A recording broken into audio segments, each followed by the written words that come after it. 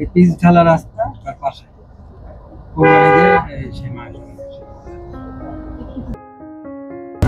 সুদীপেন্দু, আমরা আছি আরমানিটোলা রোডের কাছাকাছি। এই যে আছে কামাল পাশা আছে, কুবেলেশ্বর ত্রিপুরা। আমরা এখন নাস্তা করছি কিছুক্ষণ আগে, বুয়েটেরি টু ক্লাবের নাস্তা।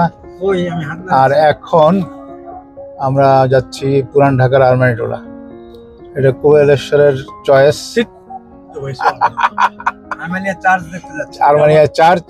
সেখানে নাকি লাস্ট সাপারের ফ্রেস্কো আছে, দেখা যাক।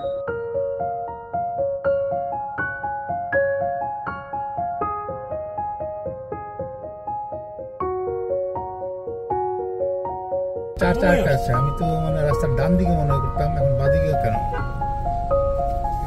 Visiting hour 9 PM till 5 PM morning visiting hour. তুরস্কের সংখ্যালঘু সম্প্রদায় আর্মেনিয়ানরা তুরস্ক ছেড়ে বিশ্বের বিভিন্ন জায়গায় ছড়িয়ে পড়ে এবং বাংলাদেশেও তারা বণিক সম্প্রদায় হিসাবে এসে বসতি গাড়ে। তাদেরই এই চার্চ। চলে এসে বিভিন্ন স্থপতি স্থাপনায় তারা বসতি গাড়ছে। তো এখানে দেখা যাচ্ছে খাতুন ডেভিড আর্মেনিয়ান চার্চের তাদের কবরস্থান। আর ওই যে পোপের টুপির মতো তাদের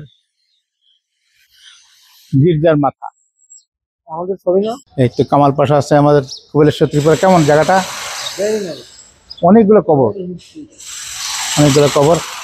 আর্মেনিয়ান গোষ্ঠীটাকে বলা হয় দে আর আউটসাইড কুবেলেশ্বর, মানে দেশের থেকে বাইরে তাদের সংখ্যা বেশি। আর্মেনিয়ানরা দেশের থেকে বাইরে সংখ্যা বেশি, মানে অটোমান নির্যাতনের কারণে তারা দেশ ছেড়ে চলে গেছে। এবং ওদের ওখানে কোথাও ধ্বংসাবশেষ আছে। একটা জায়গার নাম হলো অ্যানি, একটা ছোট্ট শহর, ছোট্ট ধ্বংসাবশেষ। ওখানে পুরো শহরটা গায়েব হয়ে গেছে তুরস্কের মধ্যে। আর নামের শেষে IAN থাকলে বুঝবা যে আর্মেনিয়ান।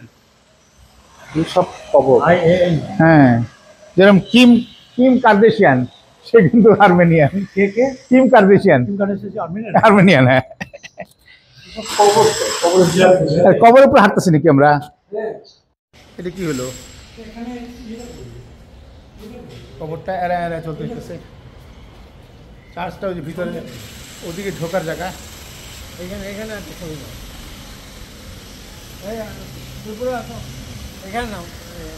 এখানে একটা দেখি, এখানে কি লেখা আছে এটা দেখি আগে প্রথমে। এটা আর্মেনিয়ান ভাষা বোধ হয়। নিচে এই একটা ফাউন্ড ওয়াইফ 77 সালে tribute to her deeply mourned by best of husband খাচিক এভিয়েটিক থমাস 1877। 56 বছর বয়সে মারা গেছে। Rest in peace. চারিদিকে তো খালি কবরস্থান দেখার জায়গা। কুবেলেশ্বরকে ধন্যবাদ দিতে হয়। দেখো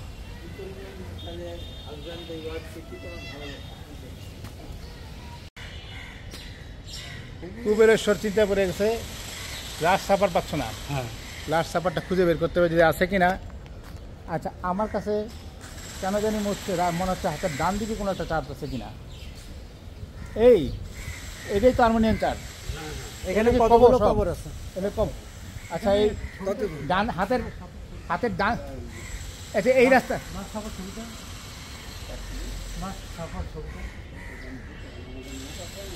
আচ্ছা, একটু মিনিট। হাতের ডান দিকে কি কোনো চার্চ আছে? আচ্ছা, এটাই।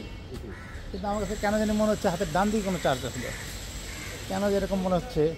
এখানে দেখেন অনেক কবর, লোকজনও হাঁটতেছে, আমরাও হাঁটতেছি, একটু বিব্রত লাগতেছে। এখানে দেখেন কি সুন্দর একটা পোড়ামাটির একটা ফলক দেখেন, কি চমৎকার। হ্যাঁ, চার্চের অভ্যন্তরীণ ভাগে বেশ কিছু বসার জায়গা রয়েছে, চেয়ার আছে, পালপিট যেখানে দাঁড়ায় লেকচার দেয় সেই জায়গাটা আছে, এবং লাস্ট সাপার নামে ছবিটাও এখানেই আছে। একটু অন্ধকারের মধ্যে দেখা কষ্টকর, তবু আমরা খুঁজে বের করেছি।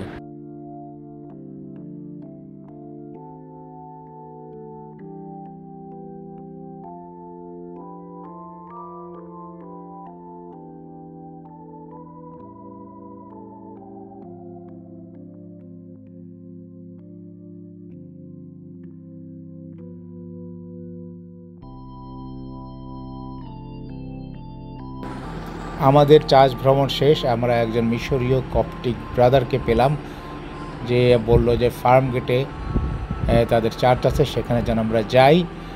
এবং আমি তাদেরকে স্মরণ করে দিলাম যে শার্ম এল শেখে একটা কপটিক চার্চ আমি দেখার সুযোগ পেয়েছিলাম মিশরে, তো তারা খুব বেশ খুশি হলো। এখন আমাদের চার্চ ভ্রমণটা খুব সাকসেসফুল হয়েছে, কপিলেশ্বর লাস্ট সাপারটা দেখতে পেরেছে, আমরা বাসায় ফিরে আসছি। কপিলেশ্বর খাবে কি লেটে, আমরা খাবো এসপ্রেসো। নানা রকম নেগোসিয়েশন শেষে আমরা এখানে আসলাম।